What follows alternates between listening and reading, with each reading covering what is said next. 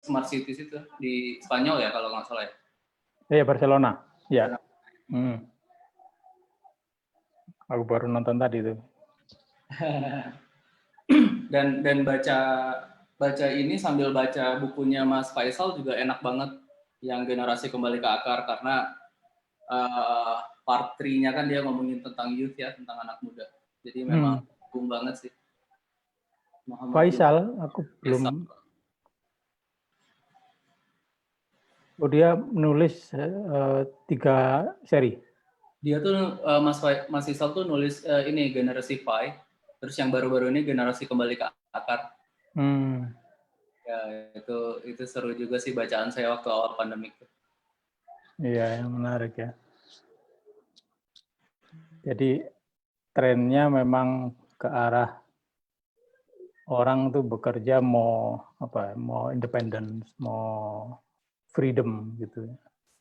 Dan ya kata Muhammad Yunus, dia bilang bahwa kita sekolah untuk cari kerja itu sesuatu yang salah besar itu, karena manusia pada dasarnya diciptakan sebagai entrepreneur, bukan sebagai orang yang cari kerja.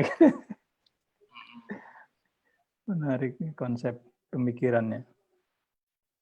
Ya kan orang sekolah untuk cari kerja itu konsepnya kapitalis kan, menyediakan sumber daya yang siap bekerja di pabrik-pabrik, siap menjadi bagian dari proses produksi. Nah, akhirnya banyak orang ya pengangguran, mikirnya cari kerja, lapangan kerja terbatas. Oke.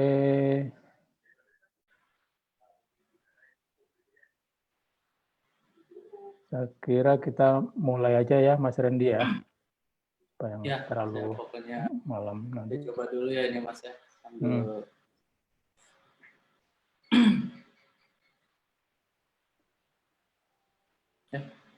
Baik kawan-kawan sekalian. Assalamualaikum warahmatullahi wabarakatuh. Selamat malam. Waalaikumsalam warahmatullahi Semoga wabarakatuh. semuanya sehat dan selalu punya semangat untuk berkreasi dan belajar beradaptasi dalam situasi yang baru ini. Dan kami senang sekali bisa berbagi cerita tentang buku yang sudah dibaca oleh tamu kita, dan nanti akan bercerita tentang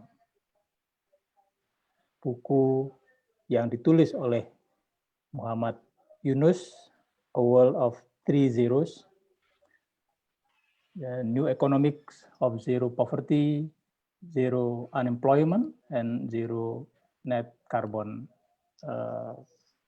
Emission. Nah, ini buku yang terbit tahun 2016. Selama nanti tamu kita, Mas Randy Aditya Wahid, memaparkan ceritanya tentang buku ini, nanti mohon dinonaktifkan mikrofon, sehingga kita bisa mendengar ceritanya dengan lebih jelas. Lalu saya sebagai host akan berbincang-bincang dengan Mas Randy sebelum nanti kawan-kawan bisa juga ikut berbincang dan bertanya atau memberikan komentar. Barangkali ada juga yang sudah membaca buku ini bisa menceritakan pengalaman membaca buku tersebut.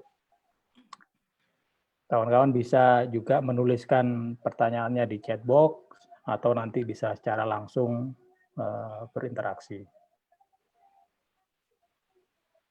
Juru buku ini adalah sebuah upaya untuk sharing knowledge yang diprakarsai oleh Rimakasya Sharing Knowledge Initiative. Rimakasya adalah sebuah sustainability consulting enterprise yang berkarya untuk mendorong perusahaan, community, individual, atau siapapun untuk bisa berperilaku secara hemat, secara berkelanjutan, secara sustainable. Nah, salah satu keinginan kita untuk menyediakan forum berbagi pengetahuan ini adalah melewati juru buku ini adalah agar setiap orang yang tidak punya akses terhadap buku bisa mendapatkan ya setitik pengetahuan dari kawan-kawan yang membaca buku tersebut. Tidak semua orang punya kesempatan untuk bisa mengakses atau membaca sebuah buku, padahal ilmu pengetahuan itu adalah hak semua bangsa, hak semua orang untuk bisa mendapatkannya. Jadi juru buku ini adalah forum untuk bisa berbagi pengetahuan dari membaca buku dan membuka kesempatan pada kawan-kawan untuk bisa menggunakan forum juru buku ini untuk berbagi apa yang dibacanya. Nah, juru buku 13 kali ini saya dibantu oleh ada Nanang, ada Hilma, ada Shanti, ada Suci juga ya, untuk ikut berbincang dalam buku ini. Nah, bagi yang belum kenal, saya Dwi Rahmat Muhtaman. Saya kali ini host untuk juru buku nomor 11 ini, nomor 12. Dan akan memfasilitasi proses bercerita tentang buku ini. Nah, tamu kita malam ini yang akan membawakan cerita tentang A World of Three Zeros dari Muhammad Yunus adalah kawan saya, Mas Randy Aditya Wahid. Mas Randy ini akan mengajak kita berkeliling lembar per lembar dari buku A World of Three Zeros. Mas Randy adalah seorang arsitek, project manager, dan juga social entrepreneur. Ia dikenal sebagai founder dari Parompong Recycle and Waste Management. Jadi memanfaatkan waste menjadi produk yang punya values. Ini brandnya Parompong. Mas Randy juga merupakan co-owner dari Bergreens Bandung dan juga general manager dari Rumah Strawberry Organic Farm yang ada di Bandung juga, tinggalnya juga di Bandung. Dan pada tahun 2018 Mas Randy mendirikan apa yang disebut sebagai Row House. Row House ini sebuah perusahaan yang spesialisasinya adalah membangun rumah mikro. Ini pertama di Indonesia. Dan pembangunan rumah mikro ini dengan prinsip-prinsip mandiri kelestarian. Nanti sambil berbincang soal buku, kawan-kawan bisa bertanya soal apa sih row house itu ya, dan berapa ukurannya, mungkin kalau mau berminat untuk membangun, berapa investasi yang diperlukan. Oke, baik. Jadi kita akan membincangkan buku dari Dr. Muhammad Yunus, World of Three Zeros. Dr. Muhammad Yunus ini pada tahun 76 setelah dia pulang dari kuliah di Amerika, pulang ke kampung halaman ke Bangladesh, dia merasa ada sesuatu yang membuat dia prihatin gitu ya, melihat kemiskinan yang ada di sekitarnya. Bangladesh merupakan negara yang cukup dikenal karena banyak orang miskin di situ. Walaupun Indonesia banyak juga, Amerika juga banyak. Nah, tahun 76 itu dia punya inisiatif lalu memberi pinjaman ke orang-orang miskin tuh, $10, $15. Pertama 1 orang pinjam, 2 orang, 3 orang, 10 orang. Tidak banyak, ya sekitar $5, $10. kadang juga ada yang banyak itu mungkin $50 gitu, tanpa ada perjanjian macam-macam. Nah, pada awalnya dia sendirian karena berkembang terus, desa kampung sebelah juga akhirnya ada yang pinjam ke dia, desa sebelahnya lagi pinjam ke dia. Akhirnya beberapa desa, penduduk dari desa-desa tetangga gitu, jadi ikut meminjam ke dia. Kemudian dia berinisiatif untuk membangun lembaga. Nah, lembaga yang dia pikirkan adalah ya model seperti bank gitu. Nah, tetapi karena ini pendekatan yang berbeda, dia membangun bank yang tidak memerlukan macam-macam birokrasi. Hanya untuk mengorganisir orang dan memperlancar peminjaman orang-orang miskin tersebut. Nah, akhirnya dia dirikanlah Grameen Bank. Itu tahun 83. Jadi dia pertama aktivitas 76, 83 dia baru beraktivitas, baru mendirikan Grameen Bank. Lalu dari situ berkembang. Nah, selanjutnya mari kita dengar isi buku ini yang menceritakan filosofi financing for the poor gitu, tidak saja di Bangladesh tapi dia juga di Amerika dan negara-negara yang lain yang dia fasilitasi. Nah, akan diceritakan oleh tamu kita malam ini di juru buku nomor 12. Silahkan Mas Randy, kita akan dengar ceritanya. Terima kasih Mas Dwi, terima kasih teman-teman Remarkasia. Senang sekali hari ini bisa sharing sedikit tentang apa yang saya pribadi pelajari dari buku The World of Three Zeros-nya Muhammad Yunus ini. Dan betul tadi yang sudah diceritakan oleh Mas Dwi, sebetulnya Muhammad Yunus itu betul-betul membuka mata dunia ketika dia mengeluarkan, bahkan dunia barat jadi harus mengeluarkan satu term khusus yang namanya microcredit untuk mendefinisikan apa yang dia lakukan. Ketika bank itu serve rich people, dia ke poor people. Ketika bank itu serve kota-kota besar, dia serve ke remote area village. Ketika bank konvensional itu serve pria, biasanya karena dianggap mampu bekerja dan lain-lain, dia serve wanita. Dan memang buat saya personal banyak sekali impact seorang Muhammad Yunus lewat buku-bukunya ke saya pribadi. Sebelumnya izinkan saya perkenalkan diri saya Randy Aditya Wahid, saya founder dari Parompong Recycle and Waste Management. Parompong di bahasa Sunda artinya kosong sama sekali. Jadi ketika saya lihat buku yang cerita tentang 3 kekosongan ini, saya jadi tertarik banget.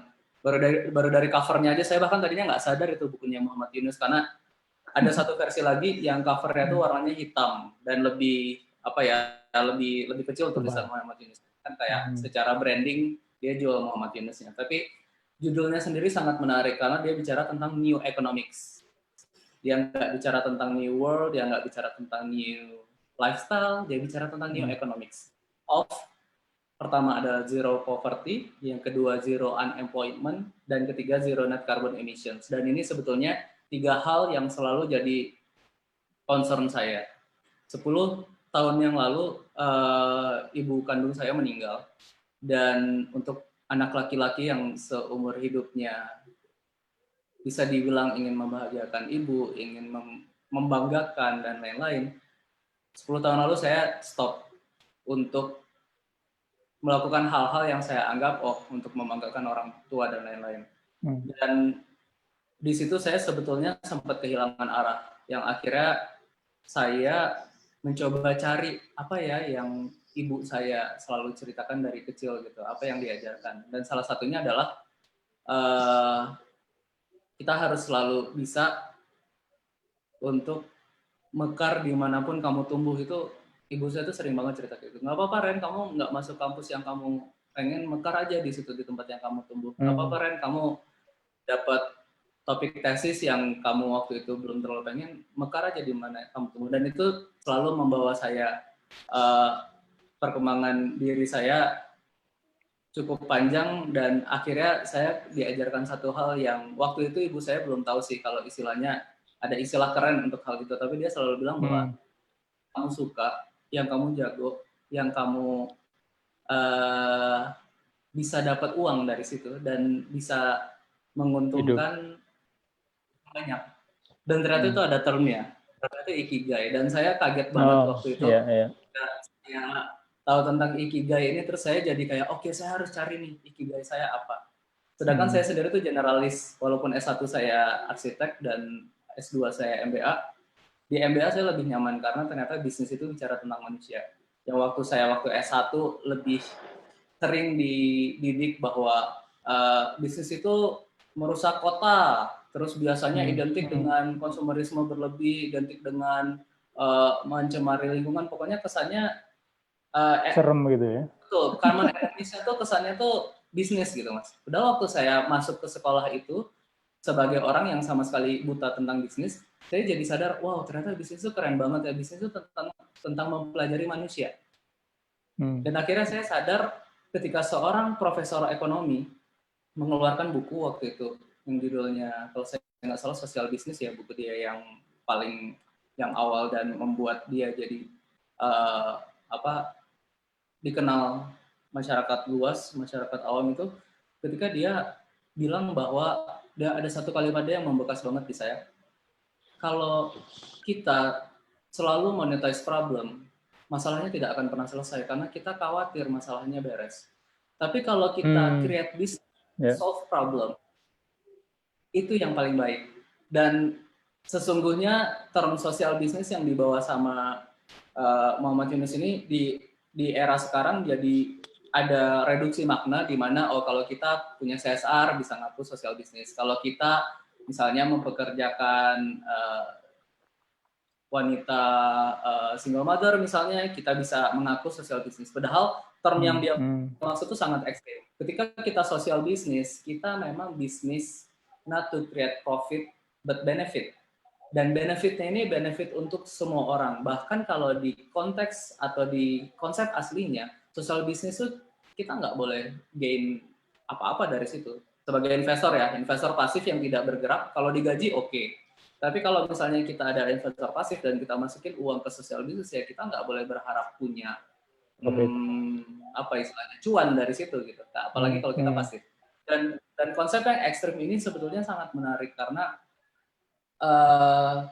waktu dia cerita sosial bisnis, saya ngerasa ada gap.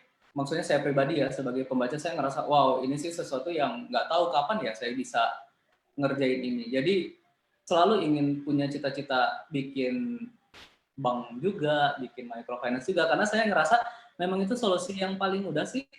Ketika orang-orang minjam uang, lalu mereka jadi terlibat hutang, lalu jadi lingkaran setan kemiskinan, satu-satunya cara untuk mereka berhenti ngutang ke orang yang berbahaya, katakanlah gitu, atau pihak yang akan membuat mereka terpuruk adalah dengan kita yang orang baik yang meminjamkan uang gitu. Jadi kebutuhan mereka terpenuhi, kita nanggung resikonya apa ya, macam-macam, resikonya nggak dibayar dan waktu saya baca buku dia yang pertama, saya tuh bukan buku pertama ya, tapi buku itu saya ngerasa wah ini sih jauh banget dari apa yang bisa saya lakukan dan bisa jadi bukan ikigai saya gitu. Lalu ketika saya start Parompong di 2017, mimpi saya waktu itu simple banget sih, saya pengen zero waste di tempat saya sendiri, di desa saya sendiri. Sebisa mungkin waste-nya itu menjadi sesuatu yang baik secara ekonomi, bisa dimanfaatkan oleh masyarakat sekitar, makanya saya memilih metodenya bukan waste to energy, tapi waste to material, karena material itu padat karya. Tapi kalau energi itu industrialis gitu. Saya kalau ngomongin waste to energy mungkin saya harus punya silo, terus saya harus punya minimal micro hydro gitu misalnya. Tapi kalau saya waste to material bisa padat karya, dan sebetulnya bangsa kita adalah bangsa yang skill tangannya tuh bagus banget. Jago, ya. Itu saya berpikir waste to material. Dan di sisi lain saya berpikir sebenarnya ada satu kunci kenapa masalah sampah Indonesia tidak bisa selesai, karena ya kita harus akui yang miskin, dalam kata miskin ilmu, miskin materi, miskin pilihan, itu sebetulnya memang nggak bisa apa-apa. Saya ngerasain sendiri di desa saya di Parompong, ketika orang-orang mungkin menganggap, ya dasar orang desa bodoh, nggak bisa dikasih tahu buang sampah sembarangan misalnya. Dinasihatin berkali-kali pun nggak mempan, itulah orang Indonesia biasanya gitu kan. Tapi saya mau bilang, ya kalau di desa pilihannya tuh terbatas banget teman-teman. Kalau sampah ya cuman bisa timbun, buang sembarangan atau bakar. Kalau kita nggak punya pekarangan sama sekali, bakar sama timbun tuh nggak pilihan. Jadi pilihannya adalah buang di pinggir jalan antar desa gitu. Dan kalau kita main ke Parompong ya kiri kanannya sampah. Yang bukan buang sembarangan sebenarnya mereka berusaha ada di satu titik tapi ya berharap nggak tahu kapan si penjemput sampah datang. Penjemputannya gitu kan. Jadi waktu itu saya sadar, oh ternyata saya dan banyak sekali anak muda lain yang mungkin pernah mengenyam pendidikan luar negeri atau kerja di luar negeri atau bisa punya akses internet dan melihat hal-hal yang baik di luar sana, sebetulnya nggak boleh cepat-cepat secara arogan menyalahkan karena bisa jadi mereka tidak punya pilihan. Dan waktu itu saya berusaha cari tahu apa ya yang paling mendasar sehingga orang itu tidak bisa diajak untuk memperhatikan lingkungan. Ternyata sesimpel gimana saya bisa mikirin tentang lingkungan kalau besok makan apa aja saya nggak tahu. Persis, saya mau sekolah atau enggak saya nggak tahu. Kalau saya sakit siapa yang membiayai saya nggak tahu. Itu ada satu gap yang terlalu jauh. Jadi saya pun secara pribadi punya mimpi. Gimana ya caranya supaya bisa ngurangin kemiskinan gitu dengan apa yang bisa kita lakukan. Dan itu susah sekali merumuskan konsepnya sampai akhirnya saya baca buku ini dan saya ngerasa mungkin saya udah ada di track yang tepat nih di Parompong dan orang seperti Muhammad Yunus sudah melakukannya dengan skala yang lebih besar dan impact yang lebih tinggi. Muhammad Yunus tuh waktu share di Barcelona itu Mas dia bilang dia sudah punya 50 bisnis yang sebetulnya dibuat untuk solve problem. Grup Parompong sendiri sebetulnya saat ini kita punya 10 Mas. Yang orang-orang selalu tanya 10 apa? Unit bisnis. 10 unit bisnis di bawah Parompong. Kita punya kebun organik, kita punya toko curah, kita punya tour travel ramah lingkungan, kita punya pengolahan sampah, ada makanan sehat, kebun organik, manufacturing rumah mikro dari bahan recycle. Kita punya riset penelitian untuk fashion waste yang akhirnya jadi bikin produk-produk fashion juga. Sama kita punya kantor finance juga. Jadi kita kerjasama dengan insurance company untuk bikin satu sistem yang mungkin ini saya bisa kasih contohnya. Kita tuh bikin campaign Stop Smoking, Start Investing karena ternyata orang-orang desa yang paling banyak merokok dan anak-anak kecil di desa yang paling banyak orang miskin malah. Betul, menghabiskan 500 sampai 600 ribu per bulan. Kami bikin sistem di mana untuk pakai asuransi syariah itu mereka hanya perlu menyisihkan sekitaran 500 ribu juga. Jadi stop smoking, terus start investing. Kita bikin satu pola kalkulasi menggunakan metode financial syariah. Tahun ke-5 tuh mereka bisa DP untuk haji. Tahun ke-10 mereka bisa umroh. Tahun ke-20 mereka bisa naik haji dengan perputaran uang itu. Dan itu hanya modal 500 ribu per bulan. Yang kalau dibilang dari mana 500 ribu adalah dengan stop smoking. Gitu. Jadi kami melakukan sebetulnya Mas di Parompong hal-hal sederhana, hal-hal kecil kayak hal lain misalnya kayak sekarang pandemik orang-orang jadi nggak bisa bukan buang sih sebetulnya nggak dipanen Mas sayur mayur itu karena harga komoditas terutama yang tidak organik karena murah banget. Jadi kalau kita lihat sekeliling kita di Bandung Barat tuh udah banyak banget yang terong, tomat, bagus, cantik-cantik semuanya kering, nggak diapa-apain. Kenapa? Karena biaya manennya nggak bisa nutup karena harga rendah banget. Dan sebetulnya dari 2017 kita udah punya program yang namanya Scrap to Crop. Jadi kita ambil si sayur mayurnya mereka, kita nggak beli karena kalau kita beli supply lebih tinggi daripada demand, harganya akan makin turun. Tapi kita tukarnya pakai apa? Pakai pupuk. Pupuknya dapat dari mana? Dari mesin yang kami punya. Mesin kami bisa ngolah sampah organik jadi pupuk. Lalu kita ngasih sayur mayur itu ke teman-teman yang punya sampah daur ulang. Jadi sampah daur ulang dikasih ke kita. Ke kita masuk ke pyrolysis nama mesinnya. Pyrolysis itu menghasilkan bahan bakar. Bahan bakarnya saya pakai buat masak sampah. Dari masak sampah saya dapat kompos. Komposnya saya kasih lagi ke petani. Jadi dia muter. Jadi hal-hal kecil, praktek-praktek rapid prototyping yang dibuat sama Parompong sebetulnya ingin mencoba turut menyelesaikan tentang zero poverty, zero unemployment, sama zero net carbon emission ini. Cuman kalau di Muhammad Yunus, konteksnya mungkin dunia, kalau kita masih satu desa aja, Mas. Kecamatan Parompong ini yang sebetulnya ada 7 desa. Dan menarik sekali ketika dia bicara zero poverty, ternyata yang saya pikirkan kemarin tentang kayaknya orang di desa itu buang sampah sembarangan karena nggak punya pilihan dan bukan itu prioritasnya, itu diperkuat dengan satu konsep yang dari awal sudah dibuka di buku ini, sudah di-share di buku ini adalah, ayo kita sama-sama sepakat bahwa kemiskinan itu tidak diciptakan oleh orang miskin. Ya. Gitu. Ya. Jadi media, lalu mungkin bisa jadi generasi-generasi sebelumnya, kesannya miskin itu bawaan. Kalau misalnya miskin itu pasti katanya karena malas, karena bodoh, karena memang tidak punya kemampuan, dan lain-lain. Padahal, buat kita-kita yang bisa dibilang akhirnya hidup di atas garis yang lebih baik ini bisa jadi karena kita dapat pilihan gitu. Kita dikasih option sehingga akhirnya kita punya kemampuan untuk bisa meraih sesuatu.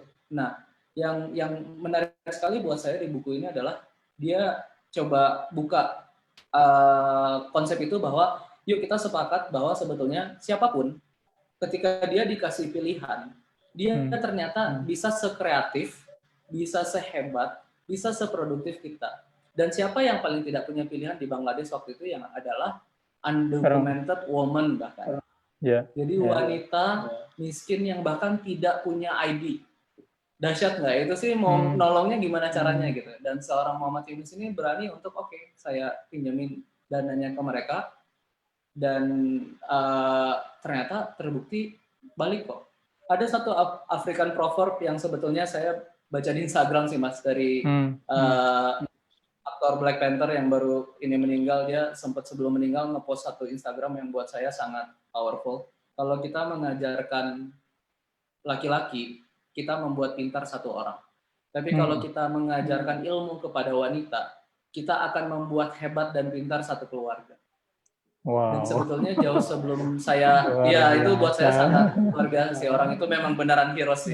Dan sebelum saya tahu African Proverb itu dan sebelum saya baca Muhammad Yunus, sebenarnya ibu almarhumah saya itu sudah bilang sama saya, dari kecil saya dididik, Randy, sebetulnya yang paling penting buat Indonesia itu adalah wanitanya. Kalau wanita itu menunda menikah muda, kalau wanita itu menunda hamil, kalau wanita itu bisa mengatur keuangan dengan tepat dan dia bisa mendidik anak-anaknya dengan tepat, Indonesia ini akan baik. Dan ibu saya kenapa bisa bicara kayak gitu? Karena ibu saya dulu punya yayasan, Mas. Jadi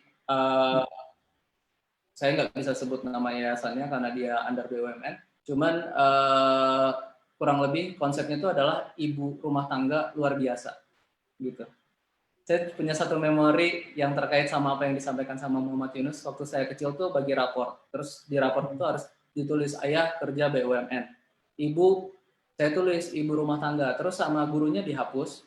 Ya kalau ibu rumah tangga di strip aja. Jadi saya udah nulis, dihapus pakai penghapus, terus di strip. Terus saya bawa nih rapor saya pulang. Terus ibu saya lihat kan, loh ini siapa yang ngapus tulisan kamu? Karena masih kebaca tulisan saya. Oh ini gurunya mah. Terus dia pergi ke sekolah dan protes. Terus dia bilang, kalau Anda mengatakan ibu rumah tangga itu bukan profesi, lalu diganti dengan strip, berarti saya setiap hari nggak ngapa-ngapain. Saya nggak usah ngedidik anak saya nggak usah ngatur keuangan, saya nggak usah berbuat apapun untuk keluarga ini, karena strip gitu kan, kosong gitu. Jadi saya berbekas banget waktu ibu saya datang ke sekolah dan protes ke kepala sekolah itu membentuk saya di masa kecil untuk sadar bahwa wow, sebenarnya ibu rumah tangga itu luar biasa. Dan saya sendiri, mas, saya dengan bangga bisa bilang ya, saya walaupun porsinya belum banyak sebanyak istri saya pun bapak rumah tangga sih. Jadi saya memang spend waktu untuk ganti popok, mandiin, ngasih makan dan lain-lain di tengah semua kesibukan 10 unit bisnis itu, karena ya kalau kita nggak lakukan kita nggak tahu betapa repotnya. Ngasih makan anak dan anak bisa makan kurang dari 15 menit tanpa protes, tanpa nangis, tanpa perlu dibujuk-bujuk pakai musik atau YouTube atau apapun tuh lebih sukses daripada menang tender proyek loh. perasaan saya pribadi ya. Hmm. Dan ini yang saya rasa Muhammad Yunus punya. Dia punya empati terhadap wanita lemah di negara yang betul-betul tidak menganggap wanita sebagai equals gitu. Jadi saya sangat ngerasa apapun yang dilakukan sama Muhammad Yunus di Bangladesh itu relevan dengan yang bisa kita lakukan di Indonesia. Dan ketika dia bicara zero poverty mulai dengan kalimat seperti itu, akhirnya yang harus kita hadirkan ke orang-orang ini adalah kasih oksigennya gitu. Kita sebagai yang lebih mampu harus cari cara gimana supaya mereka punya pilihan, dan kita nggak bisa ngasih ikannya doang, karena ya ikan itu ataupun istilahnya charity dan lainnya itu sesaat. Mereka nggak akan pernah tahu gimana caranya untuk dapat lagi, ya kan. Dana charity funding yang hanya sesaat itu sebenarnya nggak akan menyelamatkan siapapun. Tapi kita harus yakin bahwa ibu-ibu dari keluarga yang tidak punya ini sebetulnya kalau dikasih kesempatan mereka bisa berbuat. Dan saya sudah merasakan betapa militannya ibu-ibu itu sebenarnya di pengelolaan sampah. Sekarang dari 100% bisa dibilang ya follower kita di sosial media, 78% itu ya wanita dari umur 25 sampai 55 mungkin, yang ya rata-rata ibu rumah tangga. Dan saya ngerasa betapa mereka ketika melakukan sesuatu itu memang dasarnya itu benefits, Mas, bukan profit. Nggak ada yang nanya kalau saya naruh sampah saya dapat uang berapa, misalnya, nggak ada kayak gitu. Tapi dia akan bilang saya punya anak kembar yang menghasilkan sampah popok luar biasa banyak dan saya nggak mau itu jadi beban anak saya nanti. Dan saya mau ikut programnya Parompong karena kita punya teknologi untuk ngolah sampah popok misalnya. Dan itu hanya bisa berhasil ketika ke ibu-ibu. Di satu forum saya pernah juga presentasi tentang apa yang dilakukan sama Parompong dengan semua story-nya. Saya cerita bahwa ada African proverb yang namanya it takes a village to raise a child. Jadi saya mau bikin satu kampung di mana anak saya tidak aneh sendiri. Jadi dia punya teman-teman yang sama, punya concern terhadap kelestarian gitu kan. Pertanyaannya malah harga mesinnya berapa biaya untuk bisa kerjasama, berapa DP untuk apa. Terus akhirnya saya bilang sama hostnya, wow, ini forum kelestarian atau TV media. Iya, saya bisa bilang oke, untuk 10 penelpon pertama dapat bonus kalender gitu kan. Dan saya cukup kaget sih, dan di situ saya sadar bahwa memang untuk mengubah suatu kondisi yang sudah bertahun-tahun ya, kalau kita ngomong kapitalisme kan bisa dibilang setua Amerika ya, Mas, betul nggak sih? Yeah. Adam Smith kan yang pertama bilang every man for himself gitu kan. Sehingga akhirnya di SMA kita diajarin ilmu ekonomi adalah menghasilkan keuntungan sebesar-besarnya dengan modal sedikit-sedikitnya. Dan itu yang sebetulnya sangat bagus. Karena ketika kita modalnya sedikit, kita harus bertanya siapa, di mana, dan kapan bayarnya. Mungkin bukan kita, tapi mungkin pekerja kita, mungkin supplier kita, mungkin customer kita. Dan itu yang sebenarnya jadi membuat bisnis tidak sustain. Dan lagi-lagi kenapa saya sangat merasa The War of Three Zeros ini sebetulnya bisa jadi semacam refleksi untuk kita yang ingin berbisnis yang lebih baik, people, planet, profit. Karena memang dia lengkap menceritakannya. Tadi saya baru cerita tentang zero poverty aja, dan dari zero poverty aja dia udah bilang bahwa ya kuncinya adalah bikin bisnis, tapi jangan cari profit, tapi bikin benefit. Kenapa? Karena sebetulnya kalau betul yang tadi Mas Dwi sampaikan di awal sharing, kalau misalnya kita ada pikiran bahwa semua orang itu hanya numbers, kita sekolah hanya untuk kerja di suatu master korporat di mana kita sebetulnya adalah modern slave-nya, memang akan sangat menyedihkan gitu. Ada satu puisi, saya lupa siapa yang nulis, dia bilang alangkah menyedihkannya menghabiskan masa tua dengan memori di perjalanan mengejar uang yang akhirnya dihabiskan untuk kebutuhan kita bulanan gitu, maksudnya hidup hanya untuk pay the bill. Ya itulah konsep yang akhirnya terbentuk karena kapitalisme itu gitu. Kita membeli sesuatu karena kita ingin impress orang yang kita nggak suka, beli sesuatu yang kita nggak butuh gitu. Dan di titik itu juga yang membuat saya sadar sebetulnya ya kalau kita mau meraih Desa Mandiri Lestari di Paromong ya kita harus punya kemampuan financial management-nya, karena financial sustainability itu sebenarnya kunci. Jadi betul, saya setuju banget kalau kita bisa mulai dari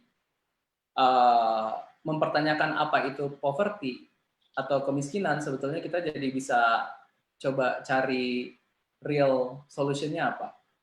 Dan kalau misalnya kita bahas zero yang kedua, dia bicara tentang zero unemployment. Sebetulnya ada data di ILO, Mas, International Labour Organization. Sebetulnya dunia ini membutuhkan kurang lebih sekitar, bentar ya, saya tadi sempat catat datanya, 400 juta pekerjaan. 10 tahun pekerjaan. Ya, 400 juta pekerjaan.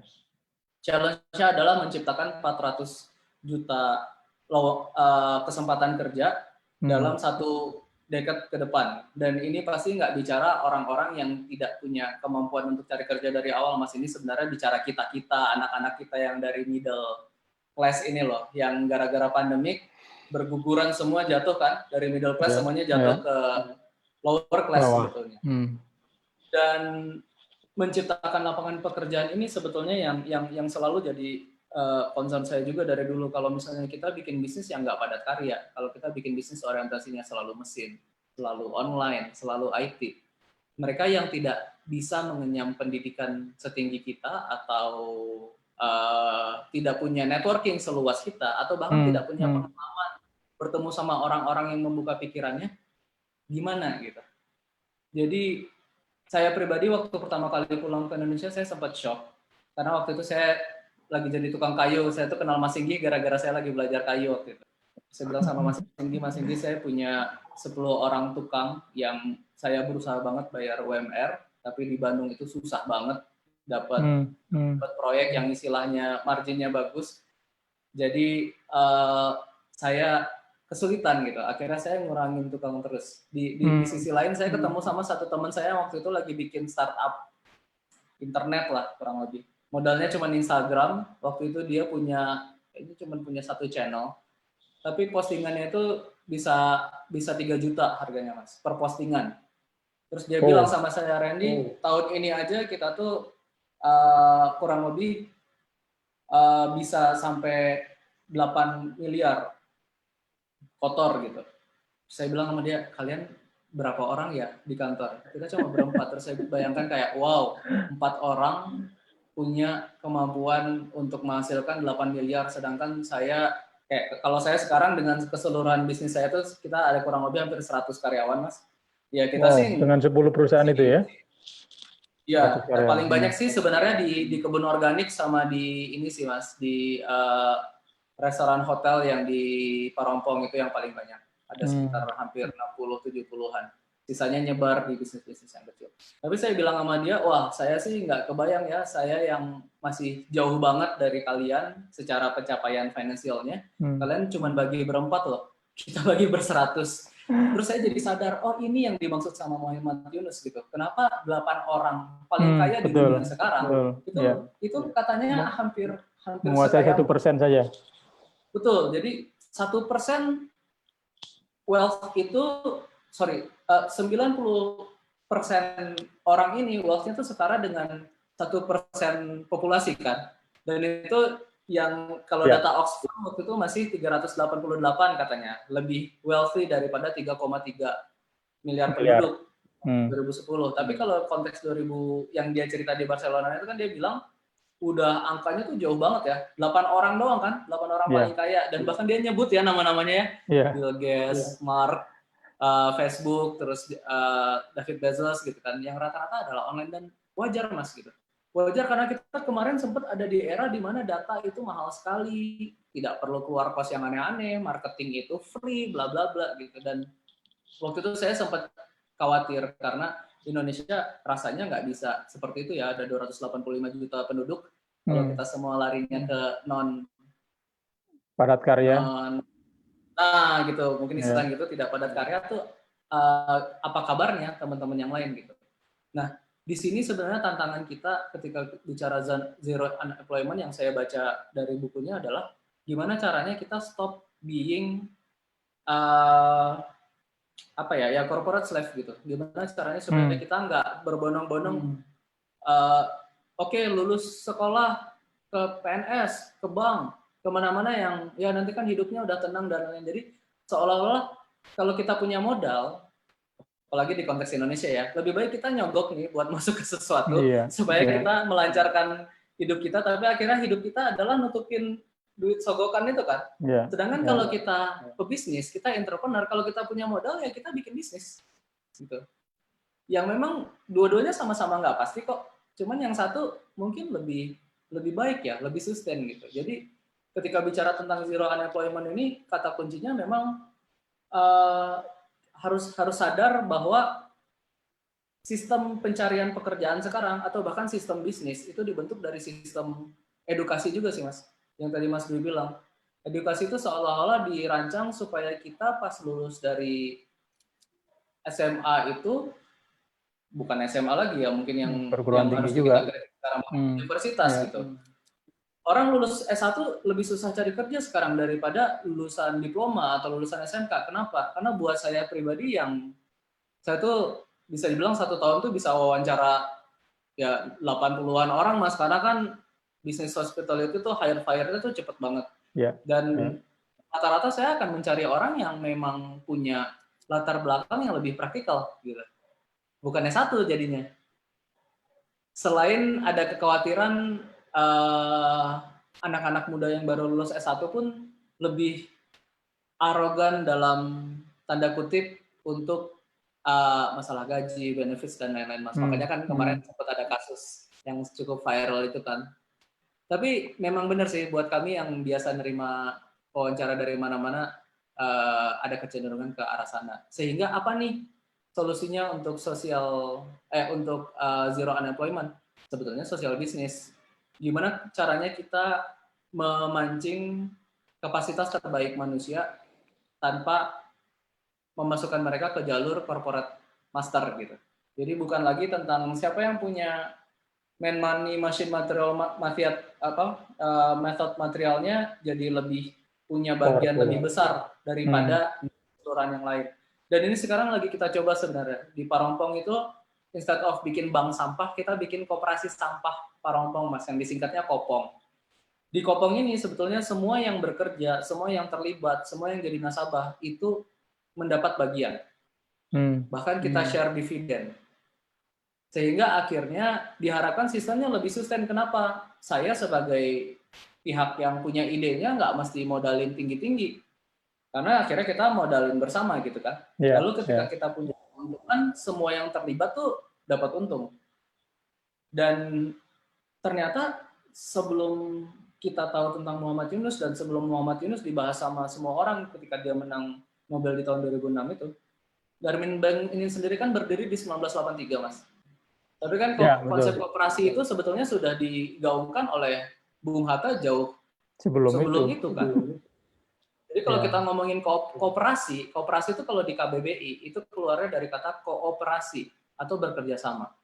Nah, ada satu term yang sekarang seksi banget di kalangan komunitas, startup, dan lain-lain adalah kolaborasi.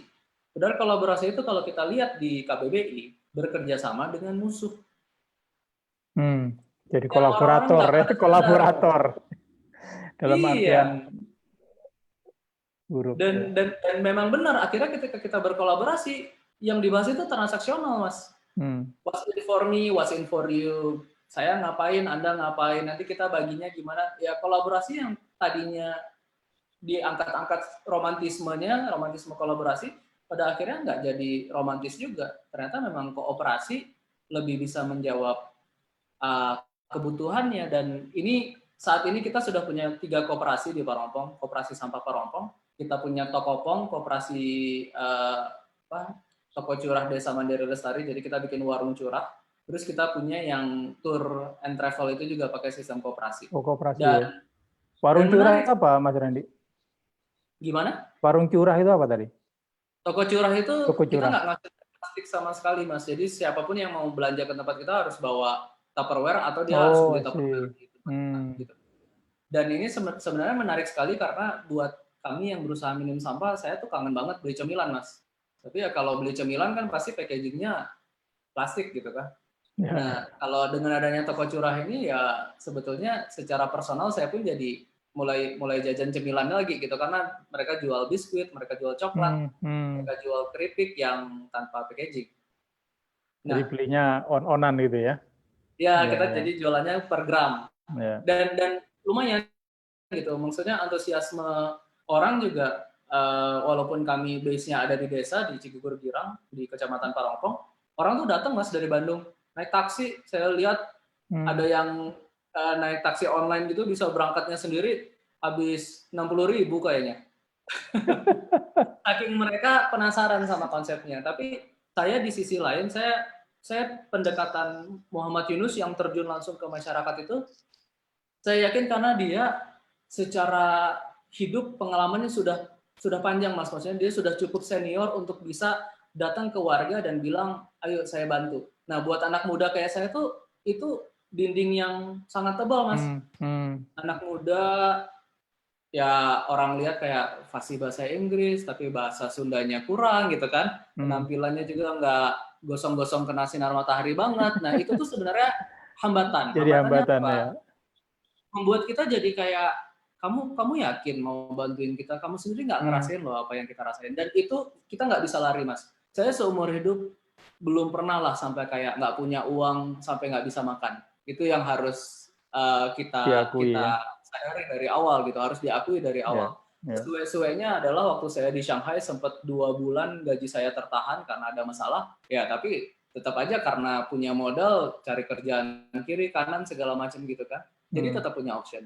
Jadi, saya pun waktu itu khawatir gimana caranya untuk kita bisa punya sistem yang zero unemployment ini, tapi dengan cara yang lebih halus. Akhirnya saya selalu bikin dua market Mas. Tokopong itu kalau lihat penampilannya teman-teman bisa lihat di Instagram @tokopong. Itu keren, kayak kalau di foto tuh kayak toko-toko di Jepang lah gitu pengennya saya. Jadi kayak bagus, halus, walaupun semua produknya kita berusaha bikin sendiri. Tapi ada di desa. Nah, tapi kita punya nih, nanti ketika orang sudah tertarik sama konsep Tokopong, saya akan ngumpulin pembeli-pembeli itu dan bilang, yuk kita bantu yuk warung sekitar kita.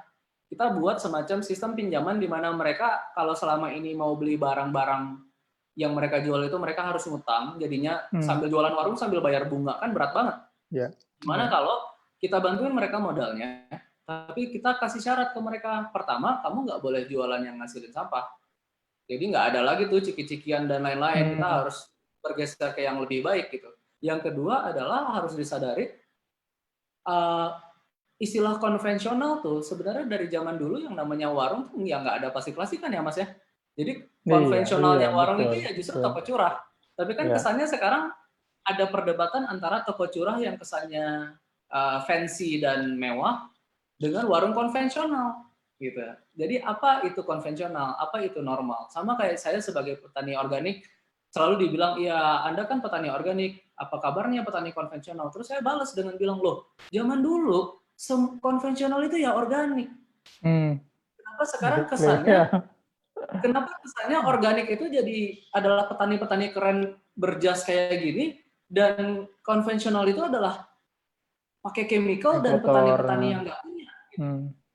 Ini kan sebenarnya pola pikir yang harus kita ubah. Dan kalau kita bicara tentang entrepreneurship di desa, saya yakin sebetulnya kalau mereka dikasih man money machine method materialnya, mereka akan sama kerennya kok dengan teman-teman yang ada di kota, dengan teman-teman yang sekolahnya tinggi-tinggi. Dan ini udah terbukti.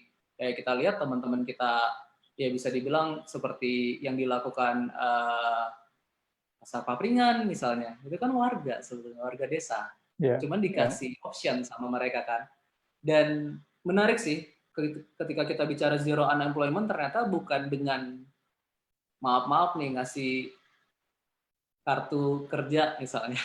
Bukan itu, tapi kita justru harus kasih mereka reason, perspektif lain tentang apa sih entrepreneurship.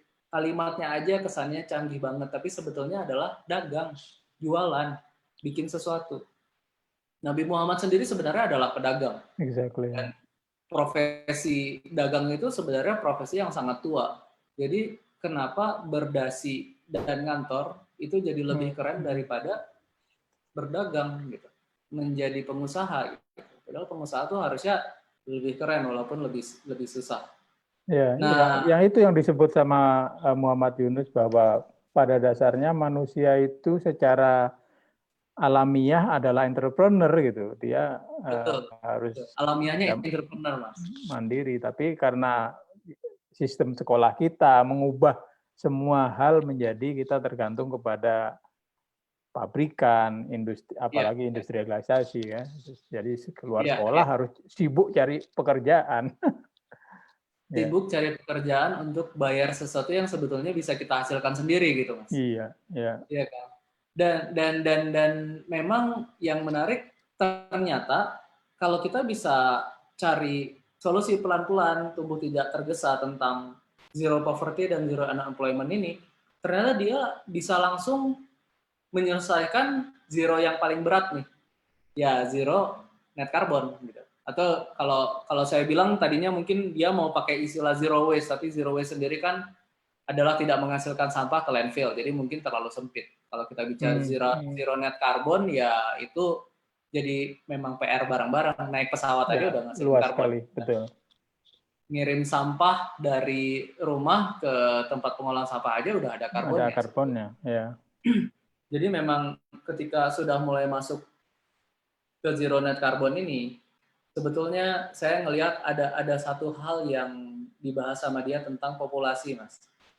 Jadi sebetulnya net carbon kita itu jadi sangat parah bukan hanya karena populasi yang bertambah, tapi juga konsumerismenya tidak terkontrol. Di dunia sustainability ada yang namanya overshoot days. Overshoot days itu adalah hari di mana kita sudah menghabiskan resource tahun itu sehingga kita harus meminjam atau memaksa pakai resources masa tahun depan. berikutnya. Ya. Betul. Di 1987 pertama kali term ini keluar tuh kita masih di tanggal 19 Desember. Di tahun 2020 saya yakin kita sekarang sudah tembus karena sekarang kita udah di bulan September. Ya. Karena tahun lalu aja kita tuh overshoot days-nya tuh kalau nggak salah 29 Juli. Juli sudah habis sebetulnya ya. Sudah habis. Jadi sekarang kita lagi diskusi ini pun sudah habis dan sebetulnya apa sih yang harus kita pikirkan tentang kalau kita ngomongin sustainability atau kita ngomongin tentang zero net emission emission. Sebetulnya adalah bikin new economics sih, Mas. Jadi justru di covernya itu ketika the new economics of yang paling pertama harus diubah itu adalah cara berekonomi yang baru sih. Dan itu yang sebetulnya saya pribadi coba praktekkan gitu. Orang tadinya pengen tinggal rumah besar cuman biar kelihatan keren, mungkin nggak perlu amat. Tapi gara-gara rumahnya besar jadi harus hire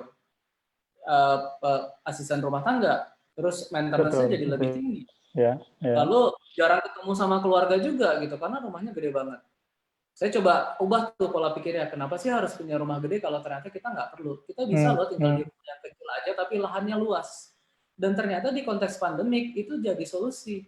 Kalau kita tidak tinggal di rumah yang punya lahan, kita nggak bisa bercocok tanam, Mas. Padahal bercocok tanam survival yang paling baik sekarang.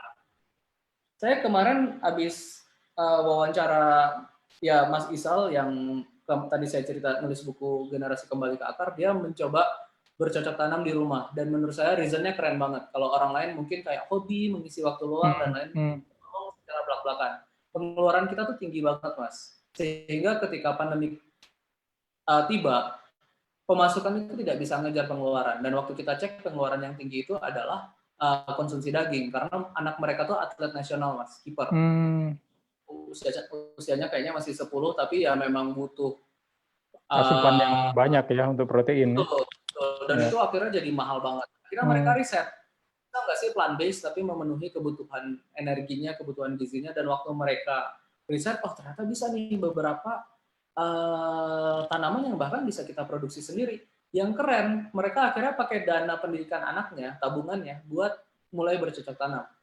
Dan sekarang itu mereka udah bisa dibilang ya survive dari apa yang mereka tanam aja. Dan itu cukup ya bisa menghidupi dia. Waktu saya tanya sebetulnya sebanyak apa sih Mas? Makan 3 orang, dia bilang, iya 1 pohon bayam sebenarnya dimakan bertiga nggak habis-habis gitu. Dan dari situ kan sebenarnya kita bertanya-tanya gitu Mas, ngapain kita konsumsi sebanyak-banyaknya cuman karena kita pengen, padahal secara kebutuhan nggak perlu gitu. Betul. Jadi saya coba ubah tuh, Rauh House itu sebenarnya idenya adalah ngubah orang yang tadinya harus kerja lebih keras, begadang-begadang, amit-amit ujung-ujungnya jadi harus korupsi, cuman buat bayar cicilan rumah yang sebenarnya dia nggak perlu gitu. Betul. Dan karena rumahnya gede, kalau mobilnya 1 kelihatannya kurang keren, pengen mobilnya 2 supaya garasinya penuh gitu kan, dan lain-lain. Dan akhirnya saya pikir kuncinya di situ sih. Kalau kita masih tidak bisa mencoba membuat the new economics mulai dari konsumsi kita sendiri, ya sebetulnya zero net carbon emission ini akan sulit banget. Tapi kalau misalnya kita bisa ke arah sana, mengecilkan rumah tuh impact-nya banyak banget Mas. Pertama, lemari kita jadi kecil. Saya sama istri saya kalau orang normal tuh lemarinya tuh lebarnya 60 cm. Sama istri saya tuh 50 cm Mas. Jadi kalau kita naruh ke meja, kita nggak bisa naruhnya nyamping, harus begini. Karena nggak muat. Tapi gara-gara lemarinya kecil, mau di luar diskon sale kayak apapun, Nggak tergoda ya, mau taruh di mana gitu. Beli taruh di mana gitu. Dan akhirnya kita nggak tergoda juga beli apapun yang ada di diskon apa online, gebiar kemerdekaan apapun itu kan sebenarnya jebakan Mas. Jebakan untuk kita mengkonsumsi terus. Sedangkan barang yang sebelumnya tuh belum rusak gitu. Dan dengan kita membuat keterbatasan kita sendiri dan sebenarnya kita nggak ngerasa kekurangan apapun, kita juga nggak jadi lebih nggak bahagia, sebenarnya zero net carbon emission ini bisa teraih. Dan kalau kita bicara konteks buku ini, sebetulnya ada satu contoh di mana konsumsi kita itu impact-nya tuh benar-benar kayak butterfly effect, bisa kenanya kemana-mana. Saya biasanya kalau lagi sharing tentang fashion waste, saya suka buka percakapan saya dengan pertanyaan, siapa yang datang ke event hari ini, di lemarinya banyak sekali baju, tapi nggak tahu mau pakai baju apa. Banyak sekali yang ngacung. Kenapa? Karena akhirnya beli baju itu jadi sesuatu yang fashionable aja. Tapi gitu kan. Ada yang bosen terus jadinya belanja, ada yang berantem sama pacarnya bete belanja gitu Mas. Tanpa mereka sadar. Fashion yang tadinya 4 season, itu sekarang tuh udah jadi 52 season. Setiap minggu di-push untuk ngeluarin model baru. Makanya kalau kita pergi ke store-store fast fashion yang merek-mereknya adalah di mall, kita datang ke sana kita akan sadar minggu ini kita nemu baju kita di situ nih. Oh, saya mau beli minggu depan, terus kita datang lagi minggu depan ya ke mall yang sama, toko yang sama, posisinya udah berubah Mas. Karena memang dirancang untuk selalu kita beli minggu ini, minggu depan tuh udah out of trend.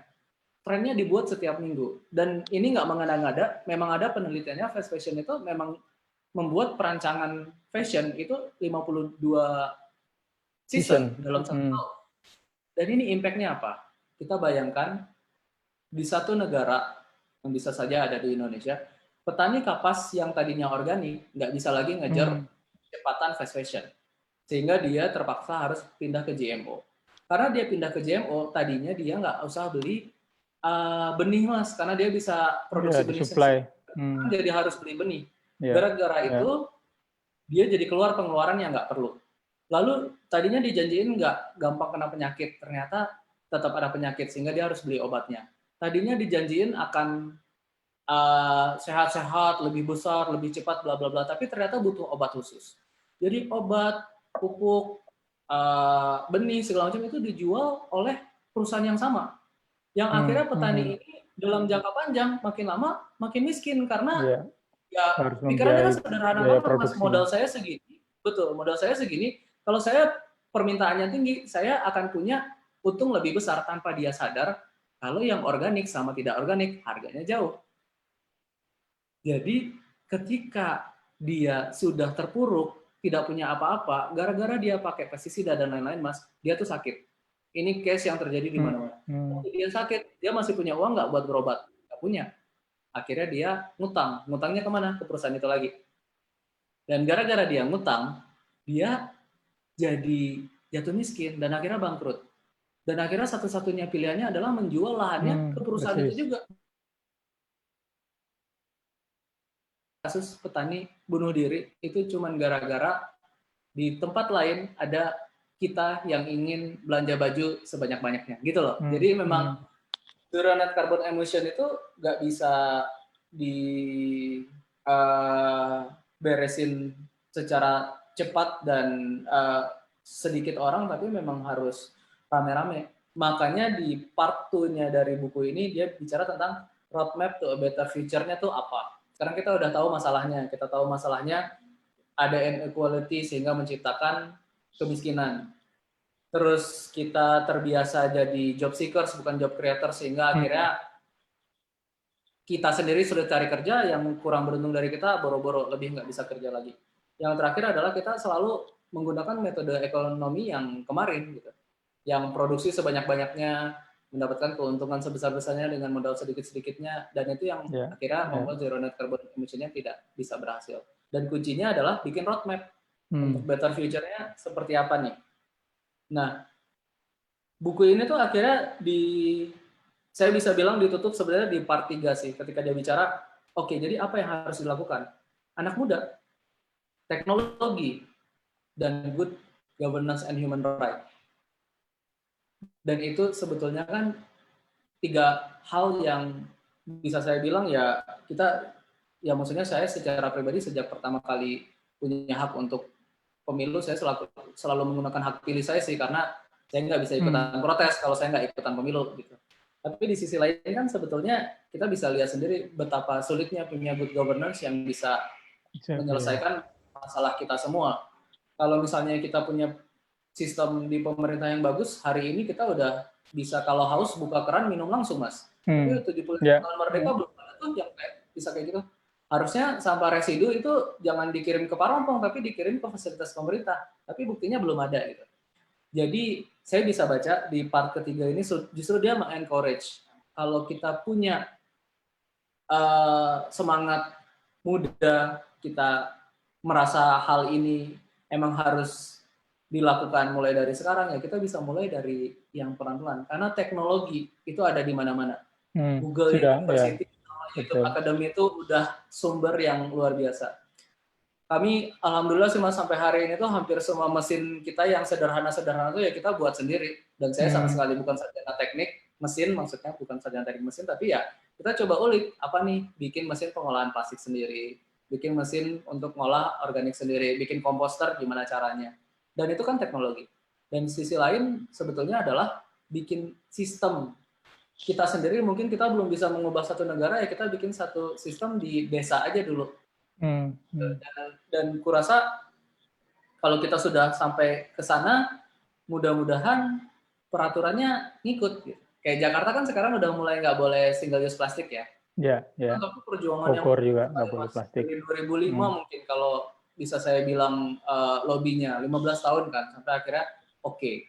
Walaupun kalau dia tidak dipikirkan dengan matang, saya sendiri punya kekhawatiran. Kalau tiba-tiba nih, itu kan bentuknya peraturan ya, tiba-tiba nggak boleh plastik.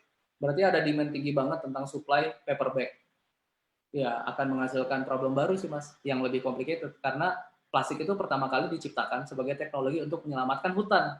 Karena orang semua pakai paper. Jadi buatlah satu yang tidak menghabiskan resources hutan, dia lebih tahan lama, dan seharusnya dia dipakai berkali-kali. Cuman akhirnya sekarang dipakai single use. Jadi buku ini akhir kata sebetulnya tidak menjadi acuan untuk menjawab semua masalah-masalah yang super kompleks itu, tapi mungkin bisa membantu kita untuk dapat best practice, Mas. Karena di buku ini sebenarnya dia share contoh-contoh ya, dia share semua bisnis-bisnis yang udah dia jalankan.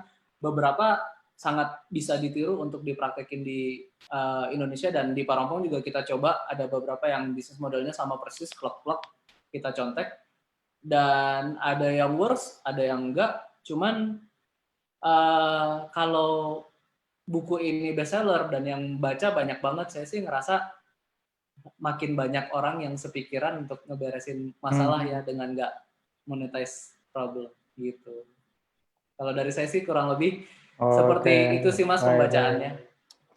Keren. Terima kasih Randy atas sharing isi bukunya. Ini saya kira buku ini seperti menjadi personal signature dari Randy ya, karena apa yang ada di dalamnya juga dipraktekkan untuk bisa dilakukan di dalam kegiatan sehari-hari, bahkan semua unit usaha, ada 10 unit usaha yang dikembangkan oleh Mas Randy ini basisnya adalah perhatian terhadap pengurangan penggunaan yang berlebihan, memanfaatkan material-material yang menjadi masalah gitu ya, kemudian melibatkan perempuan sehingga